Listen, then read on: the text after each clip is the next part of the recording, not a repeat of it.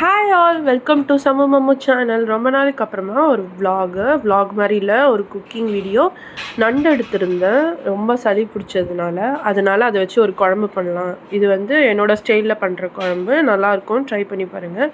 தேங்காய் எண்ணெய் முக்கால்வாசி இந்த சீ ஃபுட் ரெசிபிக்கெலாம் தேங்காய் எண்ணெய் யூஸ் பண்ணிங்கன்னா நல்லாயிருக்கும். நான் வந்து ஃபுல்லாக தேங்காய் எண்ணெய் யூஸ் பண்ணாமல் தேங்காய் எண்ணெய் கொஞ்சம் சன்ஃப்ளவர் ஆயிலும் சேர்ந்து ஊற்றி நல்லா எண்ணெயை வந்து காஞ்சதும் சோம்பு, அதுக்கப்புறமா வந்து வெந்தயம் கொஞ்சம், அப்புறம் ஒரு க்ரீன் சில்லி. நீங்கள் 2 க்ரீன் சில்லி சேர்த்துக்கோங்க, கொஞ்சம் காரம் கம்மியாக பண்ணுறேன் நான் பசங்க சாப்பிட்றதுனால, அதனால் ஒரு க்ரீன் சில்லி போட்டிருக்கேன்.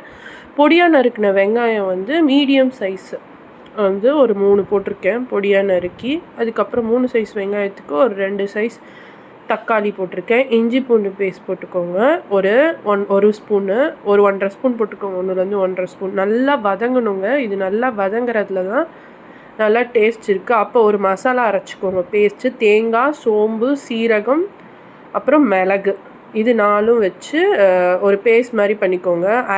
ஒரு ஸ்பூன் வந்து சோம்பு, ஒரு ஸ்பூன் சீரகம், தேங்காய் ஒரு கொஞ்சம், அதுக்கப்புறமா மிளகு கொஞ்சம், அரை ஸ்பூன். பச்சை மிளகா காரம்லாம் இருக்குது அதனால இது ஒரு பேஸ்ட் பண்ணிக்கோங்க. பச்சை மிளகா காரமும் இருக்குது, மசாலாவும் போடுவோம். இப்போ என்னென்ன மசாலா போட்டிருக்கேன்னா, மஞ்சள்தூள், குழம்பு மிளகாத்தூள் 2 ஸ்பூனு, தனி மிளகாத்தூள் 1 ஸ்பூனு, காஷ்மீரி மிளகாத்தூள் 1 ஸ்பூனு, 2 ஸ்பூன் தனியாத்தூள். இது எல்லாத்தையும் போட்டு நல்லா வதங்கணுங்க. எண்ணெய் நல்லா பிரிஞ்சு வரும், அது வரையும் நல்லா தொக்கு மாதிரி கன்சிஸ்டன்சிக்கு வரும். அதுக்கப்புறம் தான் நம்ம நண்டை ஆட் பண்ணணும். மஞ்சத்தூளும் கொஞ்சம் போட்டுக்கிட்டேன், ஸ்மெல் வராமல் இருக்குது. கிராபும் மஞ்சள் தூள் போட்டு வாஷ் பண்ணி வச்சாச்சு. இப்போ வந்து இந்த மாதிரி எண்ணெய் பிரிஞ்சு வந்திருக்கு பாருங்கள். இந்த ஸ்டேஜில் வந்து இந்த மாதிரி கழுவி க்ளீன் பண்ணி வச்சுருந்த இது கிராபை வந்து தண்ணி இல்லாமல் சேர்த்துக்கோங்க, அப்போ தான் டேஸ்ட்டாக இருக்கும். தண்ணி இல்லாமல் நல்லா சேர்த்து இந்த மசாலாலேயே ஒரு 5 மினிட்ஸ் நல்லா, இது 3 to 5 மினிட்ஸ் போதும், நல்லா கோட் ஆகணும். அப்போ தான் அந்த உப்பு காரம்லாம் நல்லா இறங்கும். ஒரு 5 மினிட்ஸ் கழிச்சு நம்ம தேவையான அளவு ஒரு அரை டம்ளர் தண்ணி ஊற்றிக்கோங்க. இல்லைனா உங்களுக்கு எவ்வளோ தண்ணி வேணுமோ அவ்வளோ ஊற்றிக்கோங்க. ரொம்ப தண்ணி ஆக்கிடாதீங்க.